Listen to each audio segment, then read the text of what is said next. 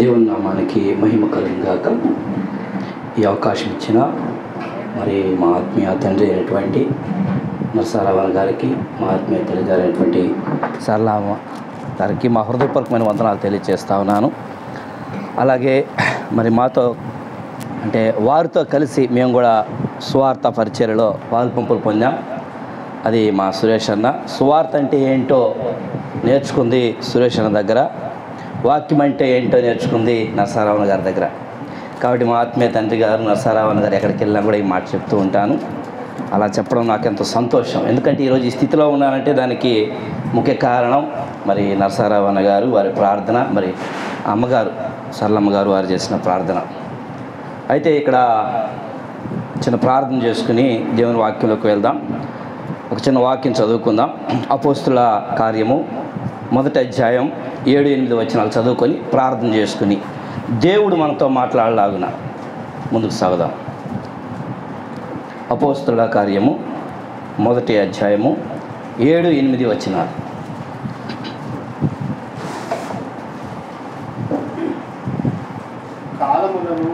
కాలములను సమయములను తండ్రి తన స్వాధీనమందు ఉంచుకుని ఉన్నాడు. వాటిని తెలుసుకునుట మీ పని కాదు. అయినను పరిశుద్ధాత్మ మీ మీదకి వచ్చినప్పుడు మీరు శక్తి నొందెదరు గనుక మీరు యెరూషలేములోను యూదయ సమరయ దేశమంతటను భూ దిగంతముల వరకును నాకు సాక్షులయ్యుందురని వారితో చెప్పాను. ప్రార్థన చేసుకుందాం. పరిశుద్ధుడైన మా తండ్రి, నీ కొందనాలు నాయన, ఈ వాక్య నెరవేర్పులో ఈ దాసుని కూడా మీరు ఉంచుకున్నందుకు నీకు స్తోత్ర. ఇక్కడ ప్రతి ఒక్కరూ ఒక గొప్ప సాక్ష్యము కలిగిన వారై అనేకులకు పంచుకునేట్టుకు నీ ఆత్మ నడిపింపు దయచేయండి. మా సాక్ష్యాన్ని నా తండ్రి నీవిచ్చిన ఈ గొప్ప సాక్ష్యాన్ని వీరితో పంచుకోవడానికి మీరు ఇచ్చిన గొప్ప ధన్యతకై స్తోత్రాలు చెల్లిస్తూ మీరు మాట్లాడి మీరు వహం తెచ్చుకోనండి. మమ్మల్ని మీ సిలువ చాటును మరుగుపరచమని యేసునామమున పరమ తండ్రి, ఆమేన్. దేవునికి మహిమ కలుగుగాక. ఇక్కడ మనం జ్ఞాపకం చేసుకున్నట్లయితే చాలా విషయాలు ఈ అపోస్తల గ్రంథంలో ఉన్నాయి. దీన్ని బట్టే మేము మా యొక్క సేవని ప్రారంభించడం జరిగింది.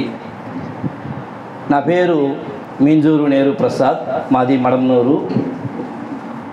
నేను నా యొక్క వ్యక్తిగత సాక్ష్యాన్ని మీతో పంచుకోవడం లేదు.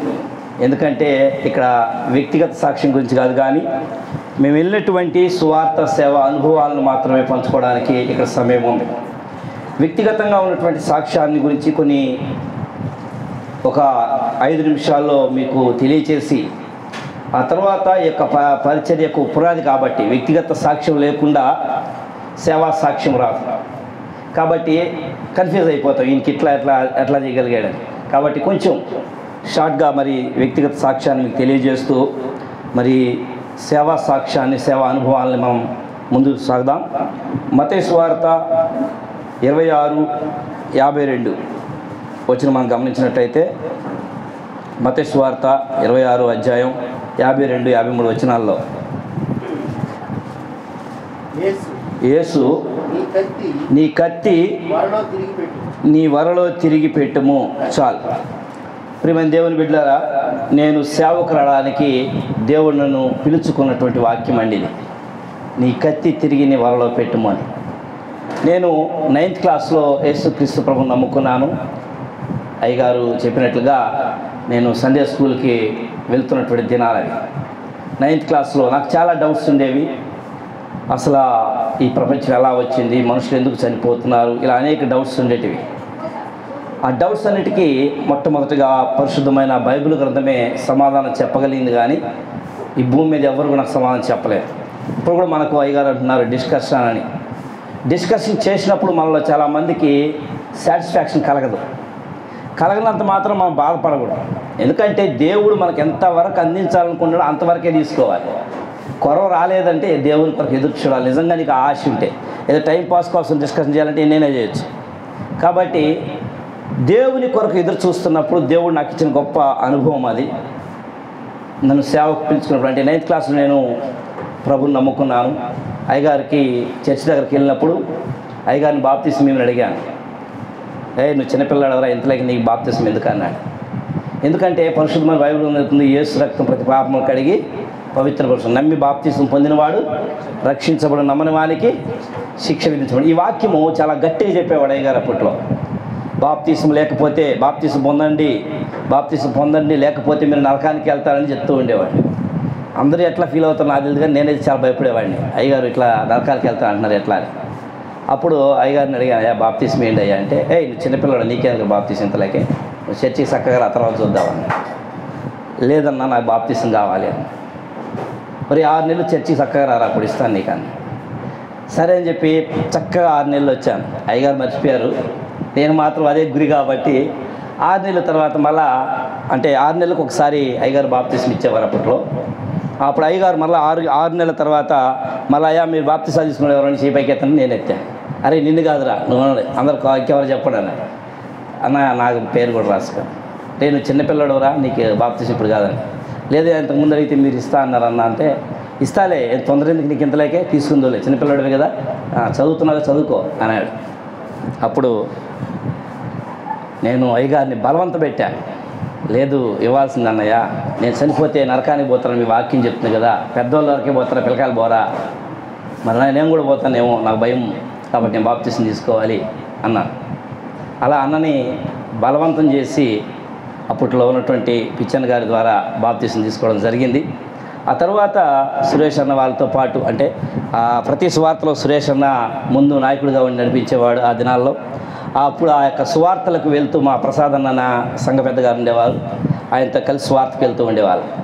అట్లా వెళ్తూ ఉన్నప్పుడు ఈ వాక్యము ద్వారా నేను సేవలోకి రావడం జరిగింది. ఎందుకంటే నా యొక్క ఉద్దేశం ఏంటంటే సేవకులు ఆ సేవ చేస్తూ చాలా కరువుగా చాలా బాధగా, అంటే అందరూ కానుకలు తెచ్చి దాన్ని డివైడ్ చేసి, ఇప్పుడంటే జీతాల సేవకులు అయిపోయారు, ఆ దినాల్లో జీతాల సేవకులు కాదు, వాళ్ళకున్న సంఘాల్లో నుంచి వచ్చిన కానుకలు తెచ్చి అప్పుడు 20 సంఘాలలో పెట్టుకొని అక్కడ అప్పుడు ఆ సుబ్రహ్మణ్యం నాకు అన్నవాడు, ఆయన ఒక్కరే స్పాన్సర్ చేసేవాడు అప్పట్లో. అవన్నీ కలిపి వాటిని అన్నింటినీ డివైడ్ చేసుకొని ఎంతెంత వస్తుందో సేవకుడికి అంతంత వాళ్ళు భాగాలు చేసుకునేవారు. నేను బైబిల్ చదువుతున్నప్పుడు నాకు ఆ వాక్యం గుర్తొచ్చేది, వారి అక్కరి కొద్ది వారు పంచుకొనిరి అని. నాకు చాలా బాధ వేసి నేను ఎప్పుడు సేవకుని కాకూడదు, ఇక నేను సేవకులకు సహకరించేవాడిగా ఉండాలి అని జాబ్ చేయాలని నిర్ణయించుకుంటూ ఉన్నాను. ప్రసంగ గ్రంథము 12వ అధ్యాయం 12వ వచనం ప్రకారం దేవుడు నన్ను ఆయన చదువుని కూడా మాన్పించి ఈ పరిచర్యలోకి నడిపించడానికి దేవుడు సహాయం చేశాడు. ఆ తర్వాత బైబిల్ గ్రంథం మనం చూస్తే యేసుక్రీస్తు ప్రభు అంటాడు, 12 వ్యూహముల దేవదూతలు ఈ భూమి మీదకి వచ్చినట్లయితే నా రాజ్యాన్ని వారు స్థాపించగలరు, కాబట్టి కత్తెత్తుకొని ఎంతమందిని చంపగలవని. న్యాయాధిపతుల గ్రంథం 15:16 చూస్తే సంసోను పచ్చి గాడిద దవడ ఎముకతో 1000 మందిని చంపుతాడు. మరి అంతకంటే గొప్పవాడు కాదు కదా మన పేతురన్న, అన్న కత్తితో ఎంతమందిని చంపుతాడు. ఈ వాక్యం నాకు దేవుడు నాతో ఎలా మాట్లాడుతుంటే, అంటే నా జీతాన్ని సగం సగం ఇవ్వాలనుకున్నా, నా జీతం ఎవరికి తెలియకుండా నేను ప్రసాద్ అన్న గారికి ఇచ్చేవాడిని, సంఘ పెద్ద గారికి, ఎందుకంటే సేవకులకి ఇవ్వాలి అనే ఉద్దేశంతో.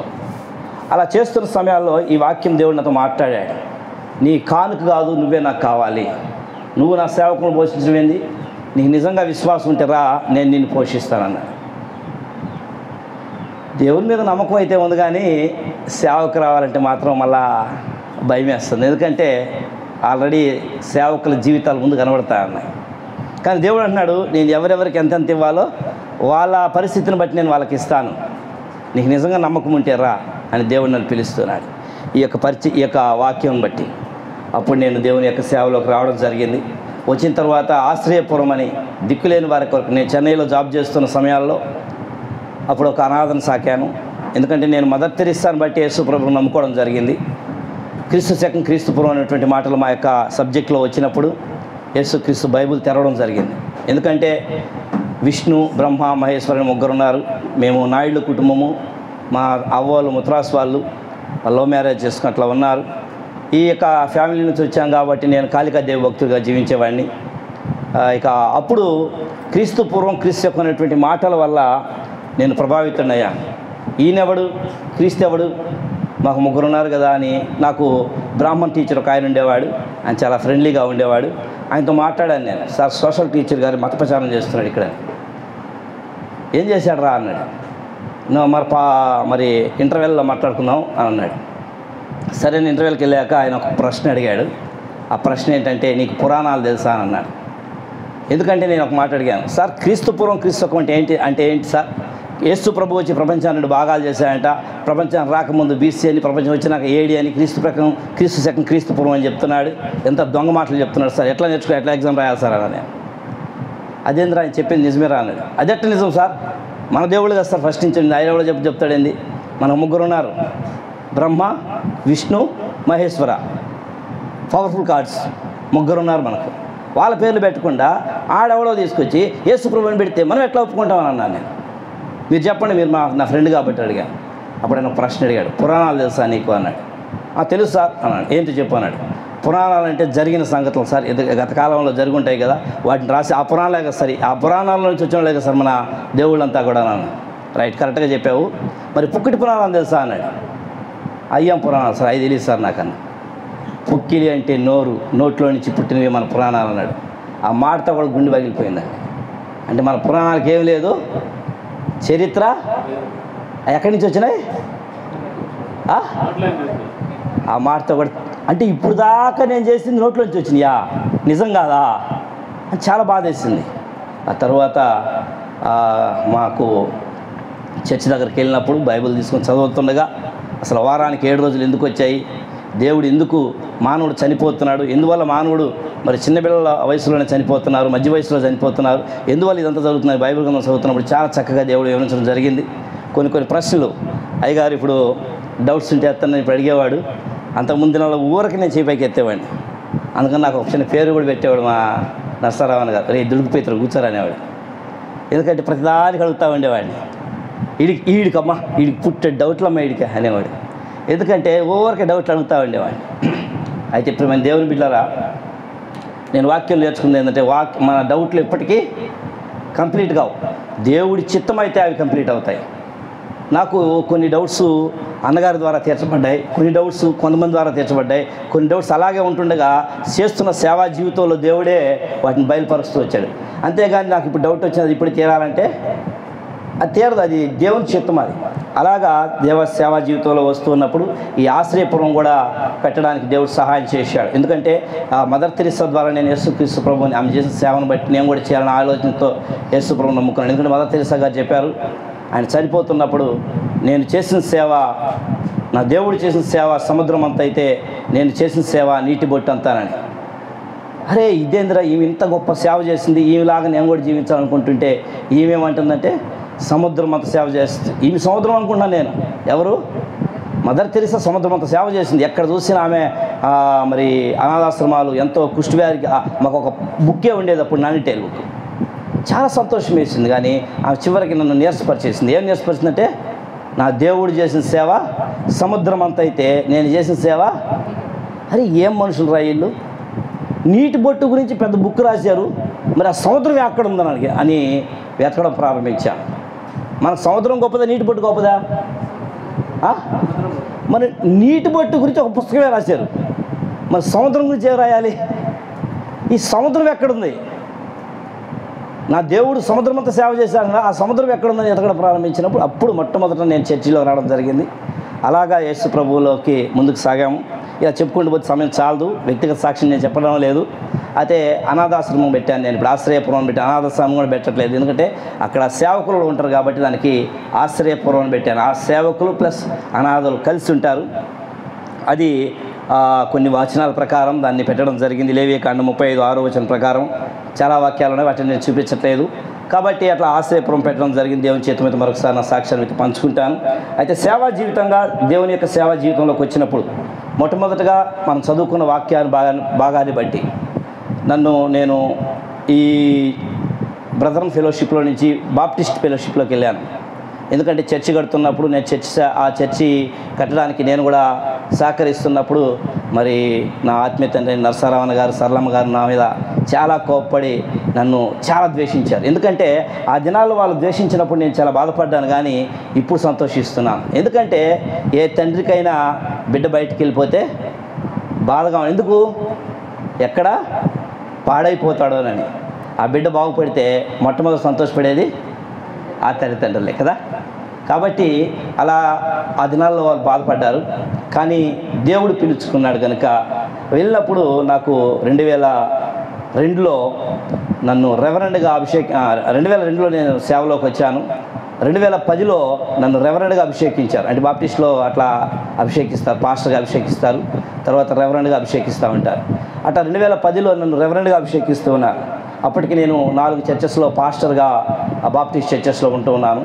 అప్పుడు రెవరెండ్గా అభిషేకిస్తున్నప్పుడు ఈ మత్తయి సువార్త 24:14లో ఒక మాట రాయబడి ఉంది. 24:14లోను మత్తయి సువార్త, మార్కు 13:10లోను ఒక మాట రాయబడి ఉంది. అదేంటంటే సర్వలోకానికి సత్య సువార్త ముందుగా ప్రకటించబడాలి, ఆ తర్వాతే అంతం వస్తుంది అని దేవుడు నన్ను అంటున్నాడు. ఈ 4 సంఘాల్లో నిన్ను ప్రార్థన చేసుకోవడానికి నేను పిలవలేదు. నేను భూదిగంతాల వరకు పిలవడానికి నా శిష్యుని నేను పిలిచాను. నువ్వు ఇక్కడ కూర్చొని ప్రార్థన చేస్తావా, లేచిరా నువ్వు సువార్త చేద్దు అంటుంటే నేను రాలేను ప్రభు, నా వల్ల కాదు, నాకు అంత జ్ఞానం లేదు, ఏదో మరి నేను సేవకుడినే కాకూడదు అనుకున్నాను, కానీ నేను పోషిస్తారా అంటే సేవలోకి వచ్చాను. ఈరోజు నువ్వు నాకు అన్నీ సహకరిస్తున్నావు. ఈరోజు 4 సంఘాలు ఉన్నాయి, అన్నీ చక్కగా జరుగుతున్నాయి, మంచి భోజనము, మంచి అన్నీ చక్కగా జరుగుతూ ఉన్నప్పుడు ఈరోజు మళ్ళీ వదిలిపెట్టి రమ్మంటే నేను ఎలా రాగలను ప్రభు, నా వల్ల కాదన్నాను. నేనేం చెప్పాను నీకు?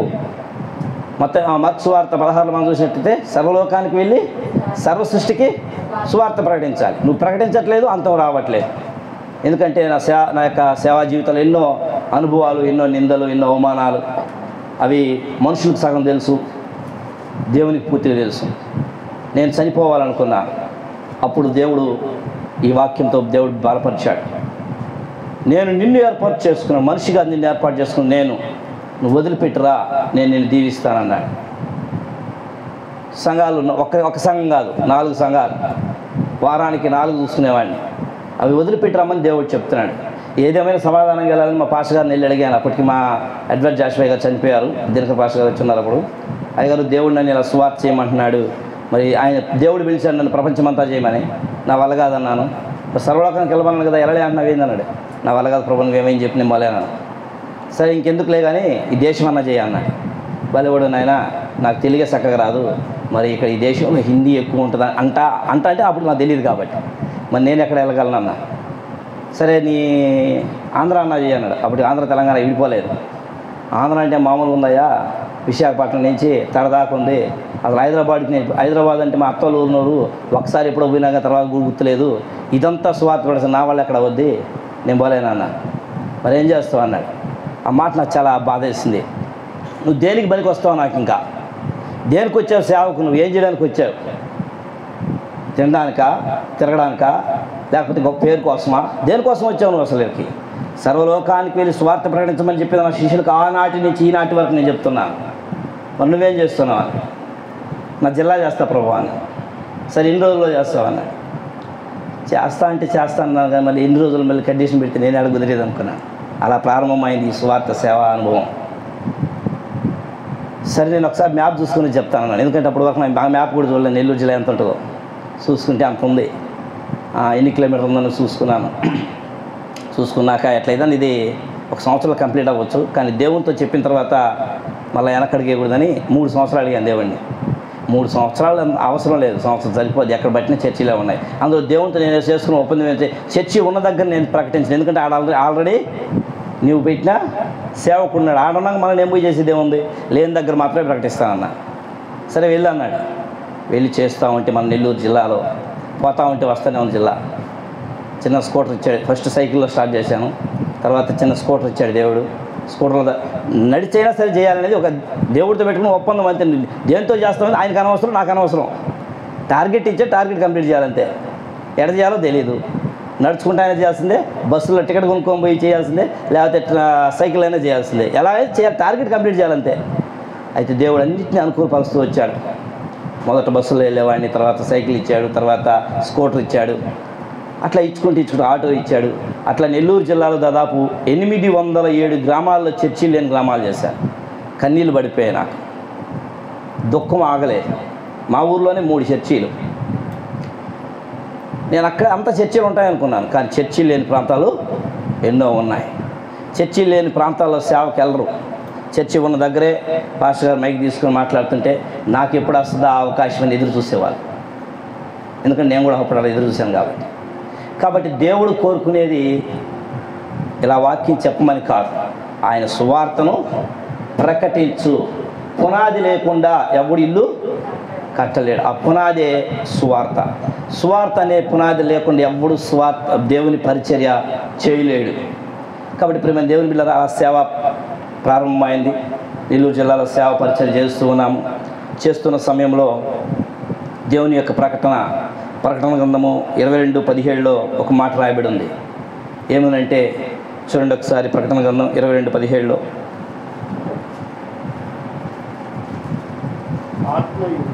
ఆ ఆత్మయు పెండ్లి కుమార్తెయు రమ్ము అని చెప్పుచున్నారు. వినువాడును రమ్ము అని చెప్పవలెను. దేవునికి స్తోత్రం. పెళ్లి కుమారుడు రెడీగా ఉన్నాడు. ఇప్పుడు మనకు పిలిస్తే వస్తాడు ఆయన. ఏం చేస్తే దమ్ముందా? దేనికి? పిలవడానికి. పిలవాలంటే ఏమై ఉండాలి? మరి ఉందా? సిద్ధపడండి. నువ్వు సిద్ధపడితే సరిపోదు. ఈ దేశాన్ని, ఈ ప్రపంచాన్ని నువ్వు సిద్ధపరచాలి. ఆ పని దేవునికి పెట్టిపోయాడు. ముందు నేను అప్పుడు ప్రభుని అడిగాను, నేనే సిద్ధపడలేదు ప్రభువా, నువ్వు వస్తే నేను పోతానో లేదో నాకే నమ్మకం లేదు. మళ్ళీ ఈ ప్రపంచం సంగతి దేవుడికి ఎరక, నువ్వు తాగినైనా కొద్ది రోజులు బైబిల్ చదువుతాను, కంప్లీట్ అయిపోయి అన్నాను. బైబిల్ కంప్లీట్ అయినాక ఆయన కంప్లీట్ అయింది కానీ నువ్వు మాత్రం కొంచెం ఆగు, మా ఊరు వాళ్ళకి చెప్పలేదు ముందు నేను, అందుకే మొదటి వాక్యం చెప్పాను. మరి మత్తయి సువార్త 1:1-7. ఎందుకంటే నేను సువార్త చేయాలనుకున్నప్పుడు ఎడ్వర్డ్ జాషువా గారు అన్నారు, సార్ ఇలా సువార్త దేవుడు చేయమంటున్నాడు, నేను ఎలా చేయాలి సార్ అంటే ఆయన ఈ వాక్యాన్ని చూపించాడు. మొట్టమొదట నువ్వు ఉన్న గ్రామాల్లో సువార్త ప్రకటించు, తర్వాత పక్క గ్రామం అలా చేస్తూ నువ్వు ముందుకెళ్ళు, దేవునికి తోడుగా ఉంటాడన్నాడు. అలాగే నెల్లూరు జిల్లా సువార్త ప్రకటించడం జరిగింది. మొదట యెరూషలేములోను, తర్వాత యోదయలోను, సమరయలోను, గలిలయలోను, భూదిగంతాల వరకు దేవుడు ఈరోజు తీసుకెళ్తా ఉన్నాడు. ఈరోజు ఇండియా మొత్తంలో అనేక ప్రాంతాల్లో, రేపు నెలలో కూడా ఒరిస్సా వెళ్తా ఉన్నాం. ఒరిస్సా వరి భయంకరమైనటువంటి ప్రాంతం అది. గ్రహం స్టైన్ అనేటువంటి ఒక గొప్ప మిషనరీ ఆస్ట్రేలియా నుంచి మన ఇండియాకు వచ్చి మన ఆంధ్రాలో ఒరిస్సాలో చనిపోయాడు. మామూలుగా చనిపోలేదు. ఆయన ఇద్దరు బిడ్డల్ని కూడా సజీవ దహనం చేశారు. అలాంటి ఏరియా ఒరిస్సా. వారిని తగలబెట్టిన కొద్ది రోజుల్లోనే దేవుని యొక్క ఉగ్రత ఆ రాష్ట్రం మీదకి వచ్చి వరద వచ్చి ఆ రాష్ట్రం అంతా కొట్టకపోయింది. మీరందరూ వినుంటారు, ఒరిస్సా వరద బాధితులని పేరు కూడా పెట్టేశాడు దేవుడు వాళ్ళకి. అలాంటి భయంకరమైన శిక్ష దేవుడు వాళ్ళకి ఇచ్చాడు. అది దేవుడు కనికరం కలిగిన వాడు కనుక మరలా దేవుడు వాళ్ళకి సహాయం చేశాడు. వాళ్ళని మళ్ళా చేరదీశాడు. అయినా వాళ్ళ బుద్ధి మారలేదు. కొన్ని సంవత్సరాల క్రితం ఇందాక పాస్టర్ గారు చెప్పినట్లుగా, అయ్యగారు చెప్పినట్లుగా, పాస్టర్కి ఇద్దరు బట్టలు ఉడదీసి అందరి ముందు పాస్టర్ అమ్మని ఆ పాస్టర్ ఎత్తుకొని బట్టలు లేకుండా నడుచుకుంటూ పోతుంటే వాళ్ళందరూ ఎగతాళి చేస్తూ ఉండేవారు. అలాంటి ప్రాంతం ఒరిస్సా ప్రాంతం.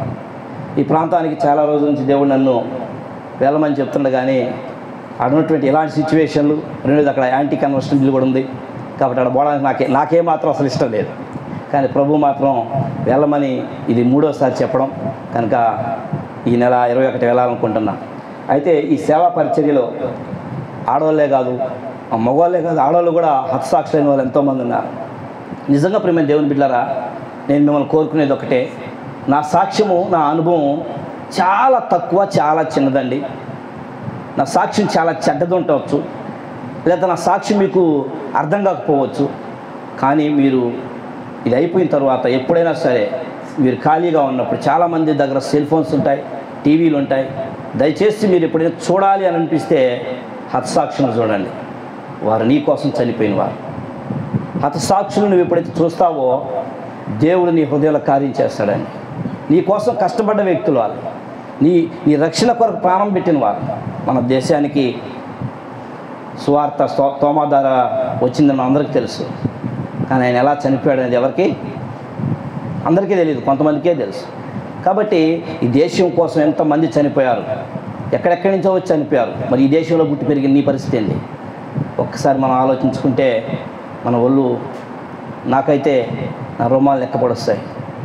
యెషయా గ్రంథం 6వ అంటాడు యెషయా భక్తుడు, నేను నా నిమిత్తం ఎవడు పోవునంటే ప్రభువా నేనున్నాను నన్ను పంపు అన్న ఆ మాట నేను లేచి నిలబడి ఇతర రాష్ట్రాలకు వెళ్ళడానికి దేవుడు సహాయం చేశాడు. అయితే సమస్యలు ఉండవా అంటే ఉంటాయండి, ఇందాక చెప్పాను కదా.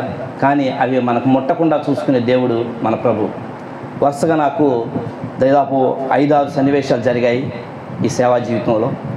5-6 సన్నివేశాలు చెప్పుకోవడానికి సమయం చాలు కాబట్టి మచ్చుకు 2-3 చెప్పి నేను ముగిస్తాను. నా మీద 3 కేసులు ఉన్నాయి. రౌడీ షీటర్ కూడా ఓపెన్ చేస్తామన్నారు. కొట్టినందుకు కాదు, తిట్టినందుకు కాదు, కేవలం స్వార్థ పత్రిక పంచినందుకు. దేవుని మహాకృపను బట్టి 2 కొట్టేశారు. ఒకటి ఇంకా ఏలాడుతూ ఉంది. అది ఎప్పుడు పోద్దో తెలియదు. ఎందుకంటే స్వార్థ పరిచయం చేస్తున్నప్పుడు ఎంతోమంది అల్లరి మూక, వాళ్ళకి ఒక్క పేరు పెట్టచ్చు, వేరే పేర్లు పెట్టలేదు. వాళ్ళ పేర్లు మనం చెప్పలేదు. వాళ్ళ బైబిల్ గ్రంథం వాళ్ళకి పెట్టిన పేరు ఏంటంటే అల్లరి మూక. లేకపోతే పని ఎవరో చెప్తున్నారు. ఆ పనికి వారు కొంతమంది, కాబట్టి అందరు కాదు కొంతమంది. కాబట్టి వాళ్ళు ఏం చేస్తారంటే ఎలాగైనా దీన్ని ఆపాలి అనేటువంటి ఆలోచన, అది జరగదని వాళ్ళకి తెలుసు, కానీ వాళ్ళు ఏదో చేస్తూ ఉంటారు. అలా చాలాసార్లు. ఒకసారి నిజంగా గొప్ప అద్భుతం చేస్తాడు. నిజంగా మనం దేవుని సువార్త ప్రకటించాలండి. దయచేసి నా సేవా అనుభవంలో చెప్తున్న ఒకే ఒక్క మాట ఏంటంటే, దేవుడు నాతో సూటిగా మాట్లాడిన మాట, సంఘంలో వస్తున్నటువంటి విశ్వాసులకు, సేవకులు క్రమం కలిగి జీవించాలి. మనం దేవుని మందిరానికి వెళ్తాం, 10 ఏళ్ళు వెళ్తాం, 5 ఏళ్ళు వెళ్తాం. ఈరోజు ఈ క్రైస్తవ ప్రార్థనా మందిరం, మేమైతే విద్యా ప్రకటన ప్రార్థనా మందిరం పెట్టుకున్నాం. అది దేవుడు నాకు ఇచ్చినటువంటి దర్శనాన్ని బట్టి యెహోవాకి ప్రియమైన ప్రకటన చేసే ప్రార్థనా మందిరాలుగా ఉండాలనే ఉద్దేశంతో నేను దాన్ని స్టార్ట్ చేసి ఈరోజు 22 సంఘాలు దేవుడు ఇచ్చాడు. అవన్నీ మారుమూల ప్రాంతాల్లోనే చేస్తూ ఉన్నాం. అయితే ఛత్తీస్గఢ్లో కొన్ని, మహారాష్ట్రలో కొన్ని, మరి తెలంగాణలో, ఇట్లా మన నెల్లూరు జిల్లాలో కూడా దేవుని సంఘాలు మారుమూల ప్రాంతాల్లో ఉన్నాయి. అయితే 7 సంఘాలు అయ్యగారు సంపూర్ణంగా 7-8 అమ్మా 8 నాకు ఏమనుకున్నా సరే 8 సంఘాలు అయ్యగారు ఎలా కట్టారో మీకు తెలుసో తెలియదో నాకు తెలియదు, ఎందుకంటే అయ్యగారు చెప్పుకుంటారు అనుకుంటున్నాను. ఒకవేళ నాకు తెలిసిన అనుభవాన్ని బట్టి నేను నా సేవా అనుభవం కంటే అయ్యగారు చేసిన సేవా అనుభవం చాలా గొప్పది కాబట్టి కొంత మీతో పంచుకోవాలనుకుంటున్నాను. ఎందుకంటే ఆ కష్టం మనకు తెలియాలి. ఊరికే రాలేదు ఈరోజు ఈ ఫ్యాన్లు, ఈ చర్చి, ఇదంతా ఊరికే రాలేదండి. అయ్యగారు ఎంత కష్టపడ్డారు. నిజంగా ఆయన చూస్తే నాకు చాలా సిగ్గేస్తుంది. ఈరోజు సేవకు రావడానికి అదే కారణం. ఎందుకంటే సేవకులను పేరు పెట్టుకుంటాం, పాస్టర్లను పెట్టుకుంటాం, కానీ పని చేయం. ఇందాక అయ్యగారు చెప్పారు, పాస్టర్ అంటే పని చేసేవాడుగా ఉండాలని. పాస్టర్లను పెట్టుకుంటాం. మా సంఘాలు కూడా అదే, ఆ పుట్టులో మేము బాప్టిస్ట్ చర్చిలో ఉన్నప్పుడు అదే వాదించేవాళ్ళం. ఆదివారం ఒక్కరోజు వెళ్ళేసి 1000 రూపాయలు కానుక, 2000 రూపాయలు కానుక అంటే అనవసరంగా తీసుకున్నట్టు నువ్వు. దానికి దేవుడికి లెక్క చెప్పాలి. నువ్వు వారం అంతా కష్టపడితేనే నీకు అది కానుక కాదు, దేవునికి ఇచ్చిన పోషణ. అది జీతం కాదు, అది కనికరపడి ఇస్తున్నది. అది మనం ఏమనుకుంటే అది శాలరీ అనుకునేసి చాలామంది ఆదివారం నేను సేవకు వెళ్తాను కాబట్టి దేవుడు మాకు కానిస్తాను. అన్నగారు బ్యాంక్ జాబ్ చేస్తూ కూడా ఫుల్ టైం సేవగా రాలేదు. అయ్యగారు బ్యాంకులో క్యాషియర్గా ఉండి ఈ పరిచర్యను ప్రారంభించాడు. అప్పుడు స్టార్టింగ్ మాలవీనగర్లో చిన్న చర్చి ఉండేది.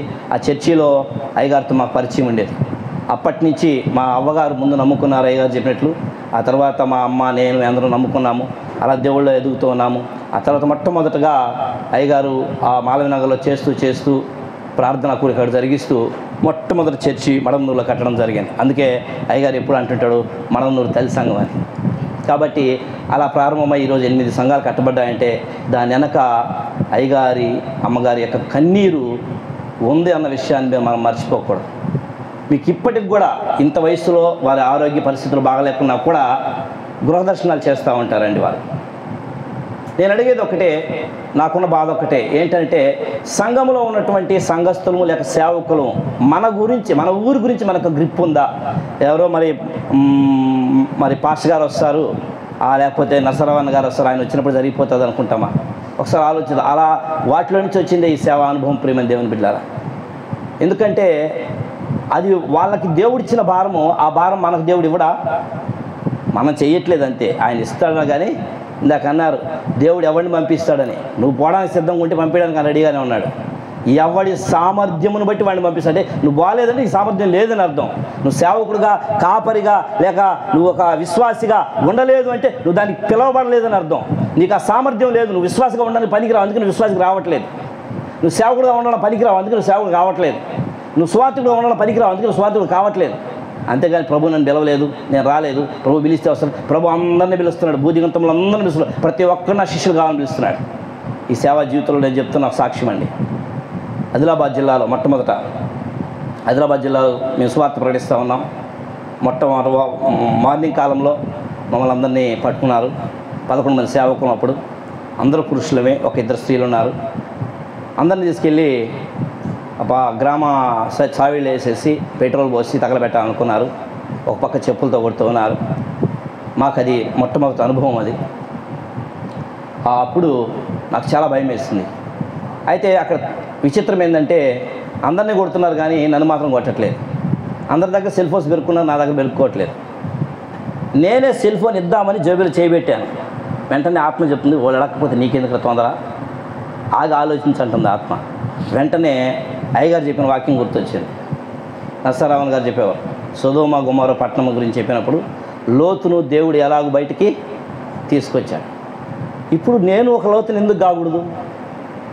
దేవుడు నన్ను ఎందుకు ఇక్కడికి తీసుకెళ్ళాడు? ఆ రోజు అంతమందిలో తీసుకొచ్చినాడు అనే డౌట్ నాకు అక్కడ వచ్చింది. దేవుడు సహాయం చేశాడు. వెంటనే కొడతా ఉన్నారు, సైడ్ ప్లీజ్ అన్నాను. అంటే నాకు లోపల సైడ్ అంటే 2 కొడతాను అనుకుంటున్నా. అందరిని ఒకటే కదా, సైడ్ అంటే 2 ఇస్తారని తెలుసు. కానీ నేను సైడ్ అనగానే వాళ్ళిద్దరు సైడ్ అయ్యారు. అరే ఇదేదో బలి విచిత్రంగా ఉంది అనుకొని కొడుతున్న వాళ్ళ మధ్యలో నుంచి ఇట్లాగే వెళ్ళాను. 200 మంది ఉన్నారండి జనాభా మొత్తం, ఆ గ్రామ సావిడి బయట లోపల. అట్లా అందరూ సైడ్ అంటే అంత సైడ్ జరుగుతూ ఉన్నారు. ఏదో నేను దేవదూతనైన ఇట్లాగా. లోపలైతే ఆ ఫీలింగే ఉంది, కానీ ఒక పక్క దడబుడుతూ ఉంది.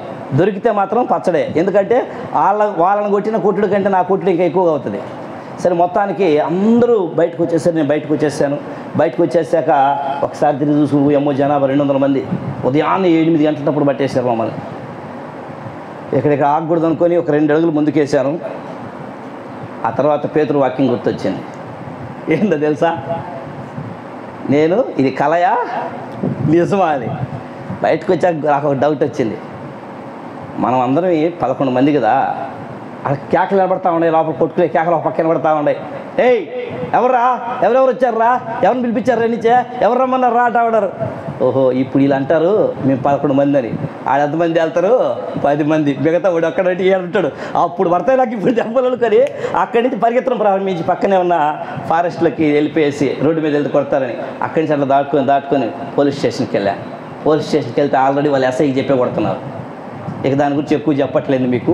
డిఎస్పీ దాకా వెళ్ళింది. ఆ దినాలు ఇది జరిగి 7 సంవత్సరాలు అయింది. ఆ దినాల్లో ఇప్పుడు ఇంకా ఎక్కువ ఉంది, అప్పుడు తక్కువ. ఒక పాస్టర్ని చంపితే 16 లక్షలు ఇస్తామని పబ్లిక్గా ప్రకటించినటువంటి దినాలు అవి. అప్పుడైతే 15, ఇప్పుడైతే ₹1,00,00,000 ఇస్తారు ఒక పాస్టర్ని చంపేస్తే. అలాంటి సిచ్యువేషన్స్ ఉన్నాయండి. మరి ఇన్ని తెలిసి ఎందుకు వెళ్తున్నామంటే యేసుక్రీస్తు ప్రభు వాక్యం చెప్తుంది ప్రకటన గ్రంథంలో, బ్రతికి ఉన్నామన్న పేరే కానీ నీవు ఏ విషయంలో, యేసు ప్రభు విషయంలో మృతులువా, లోకం విషయంలో మృతులువా? యేసు ప్రభు విషయంలో మృతులు అయితే ఇంట్లో ఉంటావు, చర్చికి వస్తావు, ఇంటికి వెళ్తావు, చర్చికి వస్తావు, ఇంటికి వెళ్తావు. యేసు ప్రభు విషయంలో నువ్వు మృతుడివే. లోకంలో బతుకుతున్నావు అంతే. యేసు ప్రభు అయితే ఊరికే వస్తున్నావు పోతున్నావు అంతే. యేసు ప్రభు కోసం నువ్వు బ్రతికితే, యేసు ప్రభు పదే చెప్తుంటాడు. యోహాను సువార్త 12:24 ఈ వాక్యం నన్ను బలంగా ప్రేరేపించింది. యోహాను సువార్త 12:24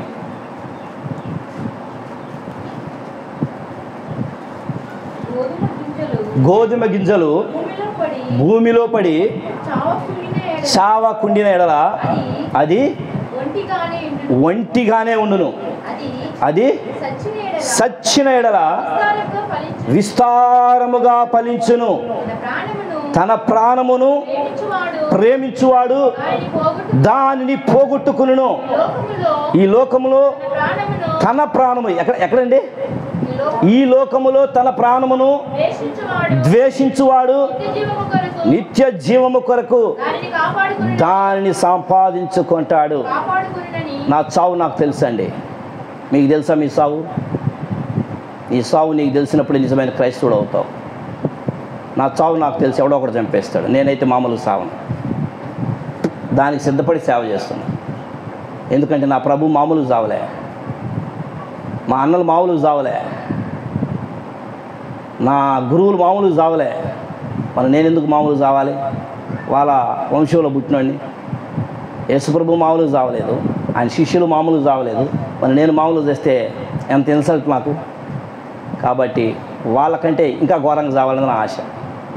కాబట్టి అయితే అలాగని చెప్పి పోయి తలకాయ పెట్టడం కాదు, కానీ దేవుడు ఇచ్చినటువంటి పాములు, అది అన్న చెప్పిన వాక్యాలు చాలా గుర్తొస్తుంటాయి అప్పుడప్పుడు.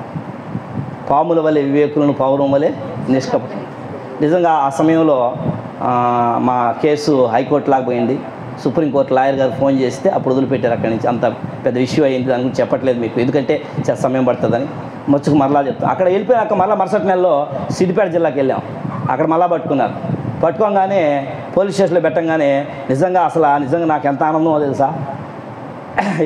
ఎస్ఐ గారు అన్నారు, నిజంగా చచ్చిపోయిన మేలు అనిపించింది నాకు ఆ ఎస్ఐ గారు ఇచ్చిన సాక్ష్యానికి. భూలోకములు తలకిందులు చేయవారు ఇక్కడకును మాకు అసలు అప్పుడు చచ్చిపోతే అంత బాగా అనిపించింది. మీరు ఆదిలాబాద్లో దెబ్బలు తినవాలే కదా, మీరు భూలోకాన్ని తలకిందులు చేద్దాం అనుకున్నా. అసలు ఆయనకు వాక్యం తెలియదేమని తెలీదు. ఆయన అల్లరోడు, నేను వాళ్ళ పేర్లు అల్లరోడు చెప్తా, వాళ్ళ కేటగిరీ అల్లరదు కాబట్టి. నేను ఈ సీట్లో ఉన్నంత వరకు మీరు ఇక్కడెక్కడ సువార్త చెప్పలేదు. భయపడబాకండి. క్రైస్తవుడు భయపడితే క్రైస్తవుడు కాదు, భయపడిన వాడు క్రైస్తవుడు కాదు. అయితే మరి సురేష్ గారు చెప్పినట్టు సురేష్ చాలా జ్ఞానవంతుడు. ఊరికే అట్లా పైకి కనబడతారు కానీ శాంతి తెలివితే అట్లా ఆయన కూడా. ఈరోజు నేను ఈ స్థితిలో ఉన్నానంటే నా భవిష్యత్తులో ఒక మార్గాన్ని నిర్దేశించిన వాడు సురేష్. ఎందుకంటే నా 10th అయిపోయిన తర్వాత ఇంటర్ చదవాలా ఐటీఐ చదవాలా అనుకున్నప్పుడు అట్లా డిస్కషన్ వచ్చినప్పుడు మా నాన్నకి నాకు వ్యవహారం వచ్చింది.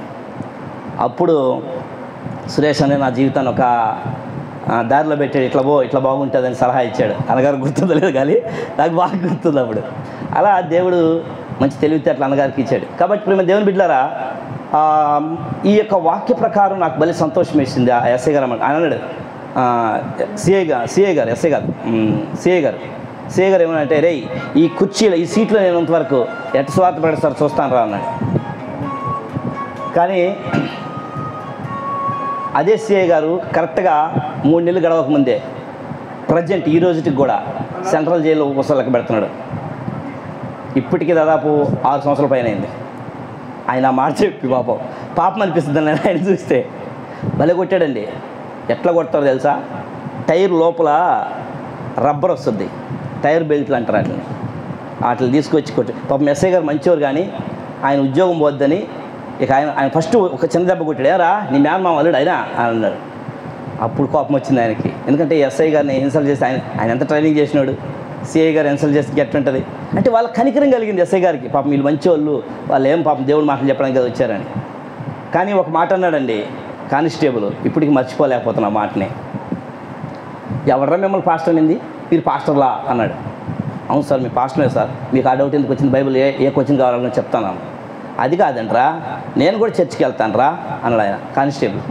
అయితే నేను చెప్పే మాటలు అప్పటికి ఆల్రెడీ దెబ్బలు అయిపోయినాయి డిస్కషన్ అప్పుడు కాసేపు. అప్పుడు మాట్లాడుకున్న సాక్ష్యాలు. అప్పుడు పాస్టర్ అంటే ఎట్టుండాలి, పాస్టర్ అంటే ఎట్టుండాలి, నూనె పంది లెక్క ఉండాలన్నాడు. ఎట్టట నూనె పంది లెక్క అంటే నున్నగా ఉండాలంట. ఎందుకంటే ఎండ దెబ్బ తగలకుండా, కష్టం లేకుండా 10 ఎకరాలు ఆస్తున్నా వాళ్ళు వెనకేసుకొని అలా ఉండగలిగితేనే పాస్టర్ అంటారు వాళ్ళని. చిరిగిపోయిన గుడ్డలతోనో మామూలు గుడ్డలతోనో ఏదో ఊరికే వచ్చేసి మేము పాస్టర్లు అంటే కుదురుతుంది. ఎందుకంటే రోమన్ క్యాథలిక్స్, లూథరన్స్, లేకపోతే ఈ మధ్య కాలంలో వస్తున్న మోడర్న్ సేవకులు వీళ్ళంతా అలాగే ఉంటారు కదా. వాళ్ళని చూస్తే ఎట్లా ఉంటారంటే కానిస్టేబుల్ గుర్తొస్తాడు నాకు వాళ్ళు వచ్చినప్పుడు. ఎలాట వాళ్ళ భార్యలు ఎట్టాడట నూనె పంది లెక్క. అంటే పైన అంటే నూనె పంది అంటే నీళ్ళలోకి వెళ్తున్నప్పుడు పెద్ద ఖడ్గమృగం ఉంటుంది కదా, దాని మీద నూనె లాగా జారుతూ ఉంటుంది. ఈ పాస్టర్లు అట్లా తయారవుతారు పాస్టర్ లెక్క. ఎందుకంటే విశ్వాసాల కానుకలన్నీ పాస్టర్లకు పెట్టి తయారు చేస్తారు. నిజంగా చాలా బాధ వేసింది ఆ దినాల్లో. ఎందుకంటే సేవా జీవితంలో వెళ్తూ ఉంటాం. అయితే ఒకనొక ఊరికి వెళ్ళాం. చాలా అనుభవాలు ఉన్నాయండి, చెప్పుకోవడానికి సమయం లేదు కాబట్టి. మరి అయ్యగారు మస్తు సమయం ఎన్ని గంటలకు అయ్యారు? 3:10 అయిపోయింది. రైట్. నేను చివరిగా ఒక 2 మాటలు చెప్పి నేను ముగిస్తాను. చాలామంది నన్ను ఏమడిగారంటే, మీకు భాష తెలియదు కదా, మరి మీరు ఎలా వెళ్ళి స్వార్థ ప్రకటిస్తారని అడిగారు. నాకు ఒకటే తెలుసు, మనసు ఉంటే మార్గం ఉంటుంది. మోగోడికి ఆకలేస్తుందా లేదా, మోగోడు తింటున్నా లేదా, బతుకుతున్నా లేదా, వాడికి ఏం కావాలని అనుభవిస్తున్నా లేదా. మరి స్వార్థ చెప్పడానికి నువ్వు మోగోడు అయినా కూడా స్వార్థ చెప్పొచ్చా చెప్పకూడదా? మరి అలాగే చేస్తాం మీ స్వార్థ, మోగ స్వార్థ. కానీ దేవుడు ఘనంగా జరిగిస్తాడు. ఎట్లా చేశాడంటే, నేను చిన్నప్పుడు బైబిల్ చదువుతున్న ప్రార్థన చేసుకునేవాడిని. ప్రభు ఆ దినాల్లో భాషలు ఈ దినాల్లో చర్చిల్లోకి వెళ్ళి గజ పాట పాడుతూ ఉంటే గబగబ ఎగరుతూ ఉంటారు కొంతమంది పూనకం వచ్చినట్టు. అదేదో వాళ్ళు అందరి మధ్యలో గొప్పగా కనిపించాలని. కానీ దేవుని వాక్యం చెప్తుంది భాషలు మాట్లాడడం అంటే నోటికి వచ్చింది మాట్లాడడం కాదు, అర్థం చెప్పగల శక్తి ఉండాలని. నేను వెళ్తున్నప్పుడు ఆ రాష్ట్రాల్లోకి వెళ్తున్నప్పుడు ఒక భాష ఉండదండి. ఒక్కొక్క మన ఏరియాలో ఉన్నట్టుగా అంతా తెలుగే ఉండదు. రాజస్థాన్ వెళ్తే 3 భాషలు ఉంటాయి, మహారాష్ట్ర వెళ్తే 4-5 భాషలు ఉంటాయి, ఛత్తీస్గఢ్ వెళ్తే 4-5 ఉంటాయి. మామూలుగా ఉండే భాష హిందీ లేకపోతే మరాఠీ. మరి మహారాష్ట్ర అయితే మరాఠీ ఉంటుంది. కానీ లోపల భాషలు చాలా ఉంటాయి. వాగిడి అని, బిలోడి అని, హల్దీ అని, ఇట్లా చాలా భాషలు, 1 కాదు 2 కాదు, చాలా భాషలు ఉంటాయండి. కాబట్టి ప్రతి భాష మనం నేర్చుకొని సేవ చేయాలంటే అయ్యే పని కాదు.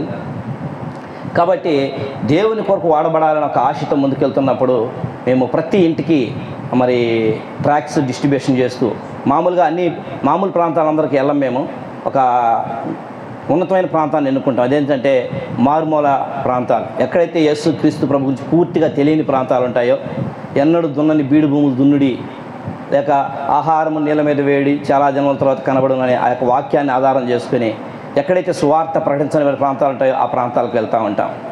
ఒక క్రమంగా ఎక్కడ పడితే అక్కడ చేయకుండా ఒక క్రమంగా ఎక్కడెక్కడ లేవో ఆ ఒక తాలూకాలు ఒక మండలాన్ని ఎన్నుకొని చేస్తూ వెళ్తూ ఉంటాము. ప్రతి ఇంటికి పత్రికలు డిస్ట్రిబ్యూట్ చేస్తూ వెళ్తాము. నైట్ పూట యేసుక్రీస్తు ప్రభు సినిమా జీసస్ సినిమా ఉంది, అది అన్ని భాషల్లో కూడా తర్జుమా చేయబడింది కనుక ఆ భాషల్లో ప్రొజెక్టర్ వేసి వాళ్ళకి చూపించడం జరుగుతూ ఉంటుంది. అసలు నిజంగా మనం ఇక్కడ చాలా సేఫ్గా ఉన్నాం, కానీ ఆ ప్రాంతాల్లో చాలామందికి దేవుని గురించి తెలియదు. దుఃఖకరమైన విషయం ఏంటంటే మొన్నటి మధ్య కూడా రాజస్థాన్ వెళ్ళినప్పుడు కొత్తగా జిల్లాలుగా ఏర్పాటు చేశారు. అక్కడ నిమ్కా తానా అనే ఒక జిల్లా ఉంది, ఆ జిల్లాకు మేము వెళ్ళాము. మన తెలుగు ఆయనే అక్కడ మిషనరీగా పనిచేస్తున్నాడు. అక్కడ జిల్లాకి 3 చర్చీలు ఉన్నాయండి. ఎన్ని?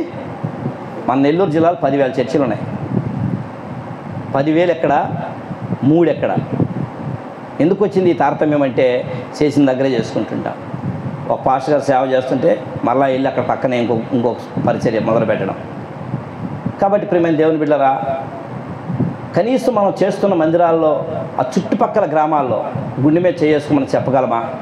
నేనున్న ఈ గ్రామంలో ప్రతి ఇంటికి సువార్త ప్రకటించాను అని నువ్వు చెప్పగలవా?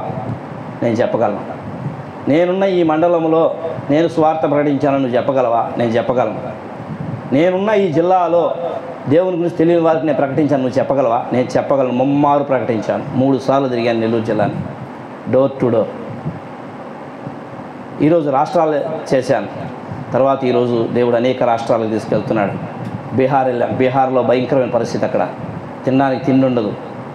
లక్షల మంది జనాభా ఉంటారు. ఒక క్రైస్తవుడు కనపడ్డు. లక్షల మంది ఉంటారండి. క్రైస్తవుడు అనే మాట కనపడ్డు. ఎక్కడో ఉంటారు. ఒకవేళ ఉంటే ఎక్కువగా క్యాథలిక్ వాళ్ళు ఉంటారు, రోమన్ క్యాథలిక్స్. ప్రొటెస్టెంట్స్ చాలా తక్కువ. అలాంటి ప్రాంతాలు అవి.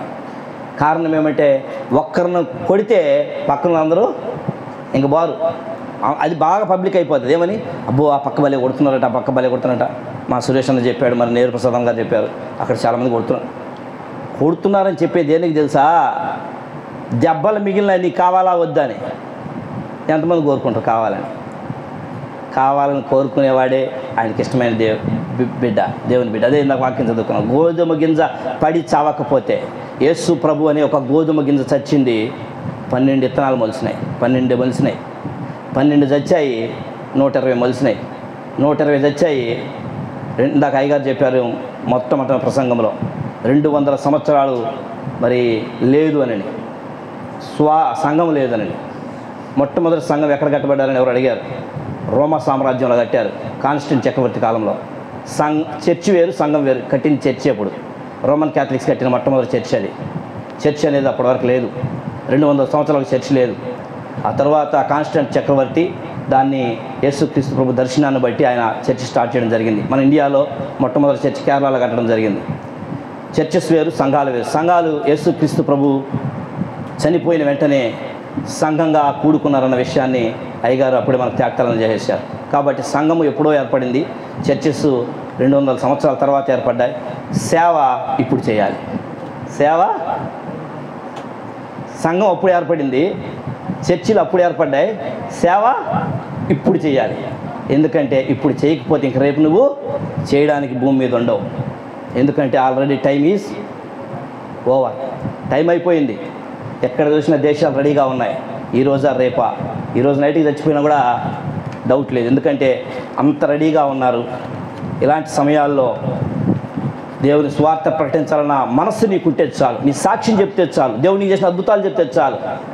మీకు ఏ భాషలో పత్రికలు కావాలన్నా, ఎన్ని పత్రికలు కావాలన్నా అయ్యగారు అందిస్తారు, లేదంటే నా చెప్తే నేనే అందిస్తాను. మీరు పిల్లల మధ్య సేవ చేస్తారా, ఆ బుక్స్ నేను అందిస్తాను.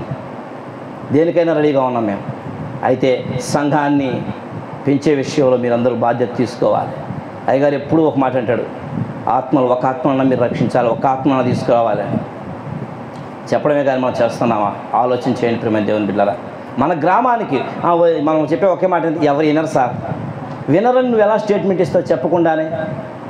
ఈరోజు రాజస్థాన్ ఎక్కడ 3 రోజులు ప్రయాణం చేయాలండి. నేను ఈ మాట చెప్పిన ముగిచేస్తున్న సమయం అయిపోయింది కనుక, రాజస్థాన్కి 3 రోజులు ప్రయాణం చేయాలి. అక్కడికి వెళ్ళి నేను 70 మందికి బాప్తిసాలు ఇచ్చాను. ఎంతమందికి అండి? 70 మందికి. అంటే ఉన్నారనే లేరని ఇప్పుడు చేసేవాళ్ళే లేరు, కోత విస్తారమే కానీ. కాబట్టి ఇప్పుడైనా ప్రార్థన చేద్దాం, ప్రభువా పనివారిని పంపండి, పనివారిని పంపండి అని ప్రార్థన చేద్దాం. కోత విస్తారంగా ఉంది. దేవుడు చూసి చూసి చూసి చూసి ఇప్పటికీ 2000 సంవత్సరాల గడప మీద నిలుచుకొని కాళ్ళు నొప్పులు పుడుతున్నాయి. వేసే ఎన్ని రోజులు నిలుచుకున్నాడు? 2000 సంవత్సరాలు నిలుచుకోవాలి. దేనికోసం? నీకోసం, నువ్వు లేస్తావని. నువ్వేమో లేట్లా ఆయనకి కాళ్ళు నొప్పులు పుడుతున్నాయి. రమ్మని నువ్వు పిలుస్తావేమో అనుకుంటే ఇప్పుడు కూడా యేసు ప్రభు కాసేపు బాగా నేను కూడా, ఎందుకంటే ఒరిస్సా పోయిస్తాను ఆయన, తర్వాత వద్దులే ఉండవా పాపం ఒరిస్సాలో జనాభా చేసిపోతే మన నన్ను అడుగుతావేమో, నా బాధ్యతగారిని పోయిస్తాను. చేయాల్సిన సేవ ఎంతో మనం చేయాలి. మన కుటుంబాలను పోషించుకోవడం మనం బతకట్లేదు. మన కుటుంబం వదులుకోమని చెప్పట్లేదు. అయ్యగారు చెప్పినట్టు కుటుంబాన్ని వదిలేసి సేవ చేసుకుంటూ వెళ్ళిపోవడంగా, కుటుంబం చూసుకుంటూ మనం సన్యాసులం కాదు, సన్నాసులం కాదు, దేవుని కొరకు జీవించే ఉన్నతమైన వ్యక్తులం. యేసు ప్రభు కుటుంబాన్ని విడిచిపెట్టాడు కానీ తల్లిని విడిచిపెట్టలా, తండ్రిని విడిచిపెట్టలా, కుటుంబంలో ఉన్న వ్యవస్థని విడిచిపెట్టలేదు. ఆయన విడిచిపెట్టాడంటే దేవుని పరిచర్య కొరకు. అందుకే చిన్నప్పుడు అన్నాడు ఏమని, అమ్మా నాతో నీకేం పని, అమ్మా నాతో నీకేం పని అన్నాడు. పెద్దయినాక నీతోనే నాకు పని అన్నాడు యేసయ్య. అమ్మ ఇదిగో నీ కుమారుడు. అవసరం ఆ రోజు అమ్మని తలుసుకోవడం యేసు ప్రభు. అంటే కుటుంబాన్ని ఆయన మర్చిపోలేదండి. కాబట్టి నువ్వు కుటుంబాన్ని చుట్టూ తిరగాల్సిన అవసరం లేదు. కుటుంబం దేవుడి పని నువ్వు చేస్తే కుటుంబం నీ చుట్టూ తిరుగుతుంది. దేవుడి పని చేస్తే మనం అన్నిటి కోసం కుటుంబాన్ని వదిలిపెడతాం. ఏడకు పోవాలన్నా కుటుంబాన్ని వదిలిపెడతాం. స్కూల్కి వెళ్ళాలన్నా, కాలేజీలకు వెళ్ళాలన్నా, చదువుకోవాలన్నా, ఇంకెక్కడికి వెళ్ళాలన్నా కుటుంబాన్ని వదిలిపెడతాం. దేవుడి సేవ అంటే మాత్రం ఫ్యామిలీ బ్రదర్. ఎంత స్వార్థం చూడండి ప్రియమైన దేవుడు. కాబట్టి సేవ జీవితంలో నిన్ను ఎవ్వడేమండు, ఇదిగో 3 సంవత్సరాల పైన అయిపోయింది, ఇంటికి కూడా రాలా, ఇక ముందు రాలుతుందో రాలదో నాకు తెలియదు. ఎందుకంటే ఆయన అన్నాడు కదా, నా ఆజ్ఞ లేనిదే వెంట్రుకైనా కూడా, సీమ కాదు వెంట్రుక కూడా కింద రాదు. నా ఆజ్ఞ తీసుకోవాలి ఎవడైనా రాల్చాలంటే. ఎందుకంటే నా దగ్గర 12 వ్యూహముల దేవదూతలు ఉన్నారు. ఒక్క మాట పలికితే, ఒక్క వ్యూహం అంటేనే 6000 సైన్యం. 12 అంటే 48, 4,80,000 మంది. ఒక్క దేవదూత ఒక్క రాత్రికి 1,85,000 మంది చంపగలదు.